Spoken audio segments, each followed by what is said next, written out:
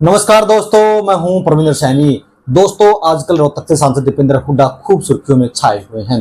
चाहे जंतर मंतर पर जब प्रदर्शन हुआ, उसके विरुद्ध जिस तरीके से दीपेंद्र हुड्डा ने छात्रों के पक्ष में लगातार जो है उनके लिए काम किया है, उनके लिए प्रोटेस्ट किया है, और दूसरी तरफ अब दीपेंद्र हुड्डा सुर्खियों में बने हुए हैं। 2030 में भारत यानी कि गुजरात के अहमदाबाद में कॉमनवेल्थ गेम होने हैं, और दीपेंद्र हुड्डा लगातार ये मांग उठा रहे हैं कि हरियाणा जो है देश में सबसे अधिक मेडल लेकर आता है।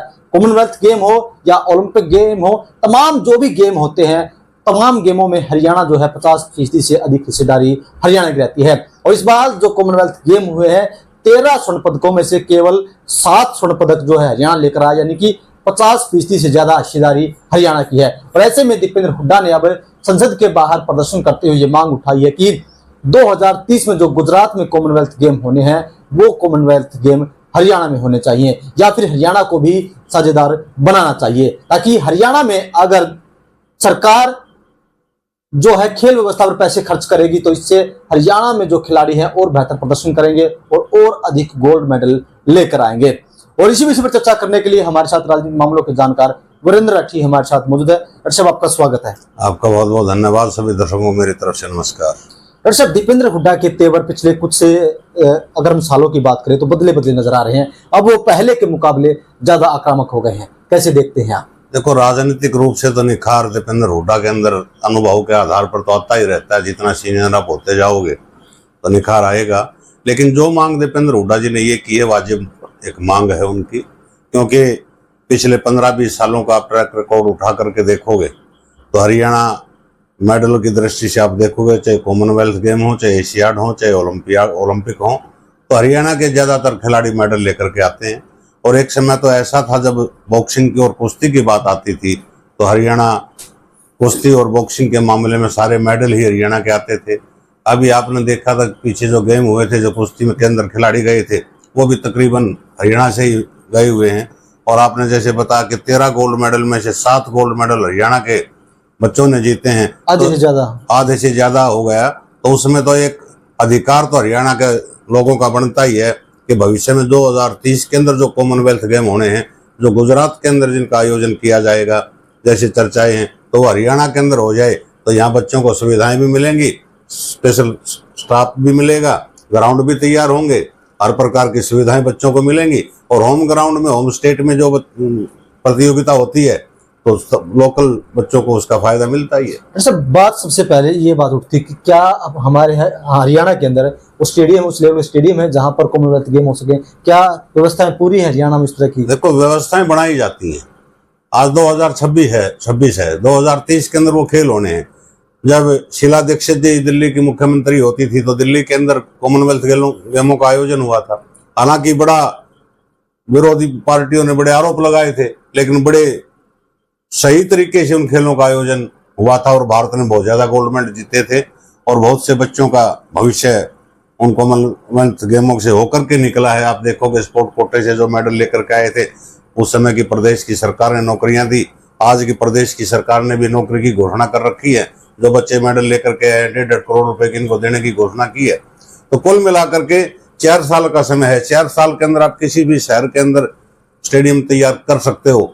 लेकिन दुर्भाग्य हरियाणा प्रदेश के साथ क्या हो रहा है, जब खेलो इंडिया के नाम पे बजट का बंटवारा होता है तो हरियाणा प्रदेश को मात्र 66 से 88 करोड़ रुपए मिलता है।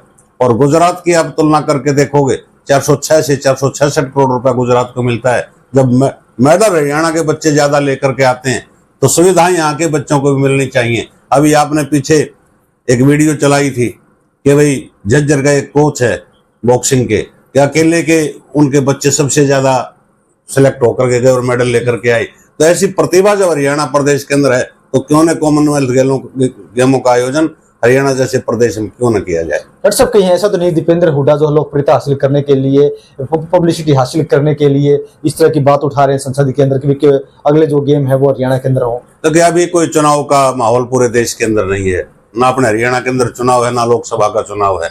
ये तो एक वाजिब मांग उन्होंने की है कि अपने 4 साथियों को लेकर के, हाँ ये मानते हैं कि 5वां सांसद जो उनका था कुमारी शैलजा, वो इस मांग में उनके साथ हमें कहीं तख्ती लेकर के दिखाई नहीं दे हैं। लेकिन भूपेंद्र हुड्डा की इस मांग को हम उचित मानते हैं और सही मानते हैं। क्या आपको क्या लगता है कि दबाव बनेगा सरकार पर? देखो, वो तो फैसला तो सरकार ने लेना है। कहीं कहीं एक चर्चा तो सोशल मीडिया के ऊपर, राष्ट्रीय मीडिया के ऊपर चलेगी। हर जनमानस के जहन में एक बात तो कम से कम आएगी कि जब एक प्रदेश के खिलाड़ी सबसे ज्यादा मेडल ला करके देते हैं तो उस प्रदेश के अंदर ऐसे स्टेडियम क्यों नहीं बनाए जाते, वहां पर इनके बड़े आयोजन खेल के क्यों नहीं हो पाते। तो मांग तो हर आदमी की है और जायज है। हरियाणा का बजट भी बढ़ना चाहिए और अब तो मौका है 4 साल का इनके पास, यहाँ पे इंफ्रास्ट्रक्चर खड़ा करके यहाँ के बच्चों को सुविधाएं दें और पूरा हरियाणा उसका उनका साथ भी देगा। दरअसल वजह क्या है आखिरकार? क्योंकि दीपेंद्र हुड्डा भी कह रहे हैं, सभी लोग कहते हैं, सबको पता है इस बात का कि हरियाणा की हिस्सेदारी, बड़ी हिस्सेदारी खेलों के अंदर। हरियाणा तो बहुत सारे मेडल जीतता है, लेकिन फिर भी यहाँ पर खेलों की व्यवस्थाएं पूरी क्यों नहीं है? कमी कहाँ पर है? देखिए, बजट तो सरकारें देती हैं, लेकिन जो सिरमौर होता है, जो बड़े पदों पर जो लोग बैठे हैं, उनके मन में कहीं कहीं इलाकावाद की भावना आ जाती है। अब मोदी जी हैं तो गुजरात की तरफ इन खेलों का आयोजन करवा रहे हैं, गुजरात को ज्यादा बजट मिल रहा है। जिस दिन हरियाणा प्रदेश का कोई प्रधानमंत्री बन जाएगा तो इस इलाके को मिलना शुरू हो जाएगा। लेकिन इन चीजों से ऊपर उठ करके थोड़ा सा आदमी को सोचना चाहिए कि जब भी खेल की बात आती है तो हरियाणा का नाम सबसे ऊपर लिया जाता है, तो उन खेलों का आयोजन भी और सुविधाएं भी उस प्रदेश के अंदर जरूर बढ़ानी चाहिए।